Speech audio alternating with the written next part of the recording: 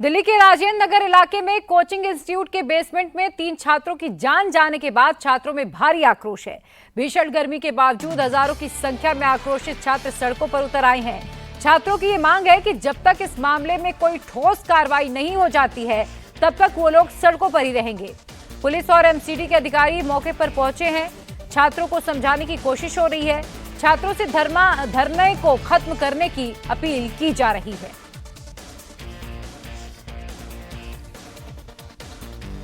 All Rajendra Nagar के Rao IAS coaching centre में 3 छात्रों की मौत के बाद अभी भी छात्रों का जो प्रदर्शन है लगातार जारी है।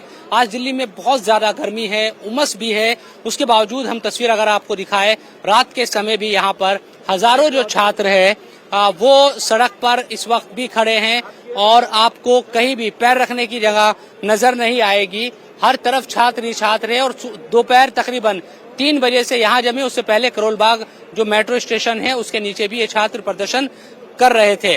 और कुल मिलाकर कहा जा सकता है कि ये लोग जो छात्र है वो यही कह रहे हैं कि निर्णायक जो कार्रवाई है वो उन्हें चाहिए। तस्वीरें देखिए कि इस वक्त जहां तक भी आपकी नजरें जाएगी इसी तरह से जो छात्र है वो सड़क पर जमे हैं। तो भीषण गर्मी और उमस के बावजूद छात्र यहाँ पर जमे हैं और कुछ छात्र हमारे साथ भी मौजूद है। कितने घंटे हो गए हैं, क्या बातचीत आपकी पुलिस से किसी से हो पाई है? सर हमारे 24 घंटे से ऊपर हो रखे, कोई हमारी बातें सुनने नहीं आ रहा है। इतना आराम से हम लोग प्रोटेस्ट कर रहे हैं, कुछ नहीं कर रहा है। हम लोग बैठ के बस आंदोलन कर रहे हैं, उसके बाद भी ये सुनने नहीं आ रहे। जेएनयू वाले, कांग्रेस वाले सब आ रखे। लास्ट में अगर उन लोग बात भी कर रहे हैं तो उधर हमसे नहीं कर रहे। किनको बुला के बात कर रहे हैं हमें कोई आइडिया नहीं। हमारी मांगे का कुछ नहीं है। हम लोग पीसफुल प्रोटेस्ट कर रहे हैं तो उसका कोई वैल्यू नहीं है यहाँ पे। आप उनसे पूछो ना, आप जो वहाँ पे खड़े हैं। छात्र है वो ये कह रहे हैं, वहां सामने आपको जो राव आईएएस स्टडी सर्किल है जहां पर यह हादसा हुआ, रात के वक्त 3 छात्रों की जान गई, वहां पुलिस के तमाम आला अधिकारी आपको नजर आएंगे। वहां देखिए सामने जो आला अधिकारी है वो यहाँ पर आए हुए हैं। और हमारी जो थोड़ी देर पहले बातचीत हुई थी तो पुलिस ये बता रही है कि ये पूरा जो सेंटर है उसको तो अपने कब्जे में ले लिया है, वो जांच कर रही है। अभी एमसीडी की तरफ से जो भी कार्रवाई है इस पर नहीं की जाएगी जब तक पुलिस ने कब्जे में लिया है। हालांकि दूसरे जो सेंटर है इस तरह के जहां पर लापरवाही बरती गई है उन पर एमसीडी का जो एक्शन है वो नजर जरूर आ रहा है। हालांकि ये भी बड़े ताज्जुब की बात है, जब इस तरह का कोई हादसा होता है तो एमसीडी तमाम जो एजेंसियां है वो बड़ा जागती है और फिर कहती है देखो हम एक्शन ले रहे हैं। लेकिन ये तब होता है जब किसी की जिंदगी चली जाती है। तो यही चीजें यहाँ पर भी दिख रही है। 97% है ना लाइब्रेरीज है ना वो बेसमेंट में चलती है। सर यहाँ के जो बेसमेंट में लाइब्रेरी बनी सब इलीगल है, क्योंकि बेसमेंट में 2 एंट्रेंस का बात हुआ था, लेकिन यहाँ पे सब में 1 एंट्रेंस है। सारे इलीगल, इवन कंस्ट्रक्शन जो बना इलीगल। इनको एनओसी कौन दिया कोई आइडिया नहीं है। कोई इसका वो नहीं लेना चाहता कि कौन इसका जिम्मेदार है। इवन यहाँ पे बोला जा रहा है 3 स्टूडेंट मरे, लेकिन हमें बताया 10 से ज्यादा मरे, 10 से ज्यादा। ये बात को दबाया जा रहा है यहाँ पे। इवन किसी बॉडी रिलीज नहीं किया जा रहा है। ये आप खुद बात करो। इवन यहाँ पे आप पूरी रात रुके यहाँ, सुबह के 5 बजे तक हमने खुद देखा है बॉडी। मीडिया ने खुद कवर किया है 9:30 बजे 3, और हमने उसके बाद भी देखा है 1:30-2 बजे देखा है हमने। छात्रों में गुस्सा है और पुलिस के जो आलाधिकारी है, तस्वीरें दिखा दूं कि यहाँ पर अभी भी मौजूद है। जो भी कार्रवाई है पुलिस की इस मामले में वो आगे की। और इधर इस पूरे मामले पर दिल्ली म्युनिसिपल कॉर्पोरेशन ने भी कार्रवाई शुरू कर दी है। राजेंद्र नगर इलाके में जितने भी कोचिंग सेंटर्स हैं जो रूल्स का वायलेशन हो रहा है उन पर सीलिंग की कार्रवाई हो रही है। एमसीडी की ओर से कार्रवाई हो रही है और अब तक 13 कोचिंग सेंटर्स के बेसमेंट सील कर दिए गए। दिल्ली के मेयर शैली ओबरॉय ने यह कहा है कि ये अभियान पूरी दिल्ली में चलाया जाएगा, लेकिन सवाल वही कि जब कुछ लोगों की जान चली गई तभी एमसीडी की नींद क्यों खुली है। शोएब रजा राजेंद्र नगर से मेरे साथ जुड़े हुए हैं। शोएब, जो सवाल अभी आप उठा रहे थे बिल्कुल सही सवाल था कि जब 3 बच्चों ने अपनी जान गंवा दी तब एमसीडी जाग रही है। क्या फायदा? 1-2 दिन बात होगी और उसके बाद सब पहले की तरह नॉर्मल हो जाएगा।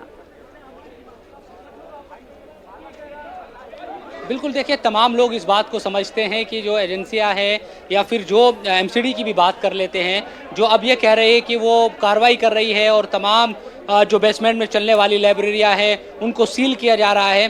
तो वो क्यों किया जा रहा है? क्योंकि जहां हम इस वक्त मौजूद और ये जो हजारों छात्र इस वक्त भी धरना प्रदर्शन कर रहे हैं वो इसलिए क्योंकि 3 छात्रों की जान चली गई और उसके बाद आप कहते हैं कि आप कार्रवाई कर रहे हैं। अगर आपको कार्रवाई करनी थी, क्योंकि आरोप तो सीधे तौर पर जो छात्र हैं और जो लोग हैं वो लगाते हैं कि एमसीडी की मिलीभगत से तमाम जो चीज़ें हैं वो यहाँ पर होती है, एनओसी दी जाती है हर तरह से, तो ये तब आपको माना जाता है जब पहले आप कदम उठाते हैं। अब बच्चों की जान चली गई, अब आप कह रहे हैं कि देखिए हम एक्शन ले रहे हैं, तो ये सिर्फ दिखावा है। मीडिया में अभी खबरें हैं, छात्र अभी सड़कों पर है, कुछ दिन तक ये रहेगी, उसके बाद फिर वही सन्नाटा होगा और फिर कोई दूसरा हादसा हो जाएगा। लेकिन यहाँ की तस्वीरें हम दिखा देते हैं आपको कि अभी भी राजेंद्र नगर में इसी तरह से छात्र सड़कों पर है।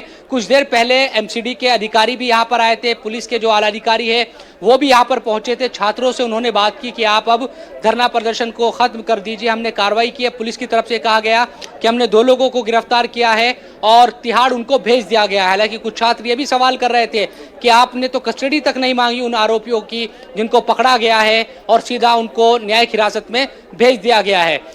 ये सवाल भी उठाया गया। इसके बाद जो एमसीडी के अधिकारी थे वो ये कहते नजर आए कि हम कार्रवाई कर रहे हैं। मुआवजे की मांग भी कुछ छात्र यहाँ पर कर रहे हैं। कुछ छात्रों से बात करते हैं, उनका अब पॉसिबल हो पाए तो छात्रों से भी बातचीत करिएगा। अगर जी देखिए अभी हम कोशिश तो कर रहे हैं वहां पर, हालांकि कुछ सलाह मशवरा इस तरह का चल रहा है क्योंकि पुलिस ये कहकर गई थी कि कुछ लोगों की एक टीम बनाई जाए छात्रों की जिनसे सही से बात कर सके। कुछ छात्रों से बात करने की कोशिश करते हैं, अगर बात कर सके। बात करेंगे आपकी, क्या बातचीत हो रही है? नहीं, अभी कोई बात नहीं करेगा, अभी कोई भी बात नहीं करेगा। अभी हम लोग का जो संगठन बना है इधर पे वो आपसे अपनी डिमांड रखेगा, तब बात करेगा। सलाह कर रहे हैं कि क्या करना है, हाँ किसको भेजना है क्या? पहले पुलिस डीसीपी साहब आए थे और एमसीडी के लोग। कोई जानकारी इस बारे में हमें कोई जानकारी नहीं। अभी चूंकि वहाँ देखे प्रिया कि कुछ छात्र अंदर की तरफ वहाँ एक ग्रुप बनाकर, क्योंकि लगातार ये परेशानी भी हो रही है कि अलग अलग कोचिंग सेंटर के तमाम छात्र हैं जो 3 स्टूडेंट्स की मौत हुई है उनको इंसाफ दिलाने के लिए यहाँ पर बैठे हैं।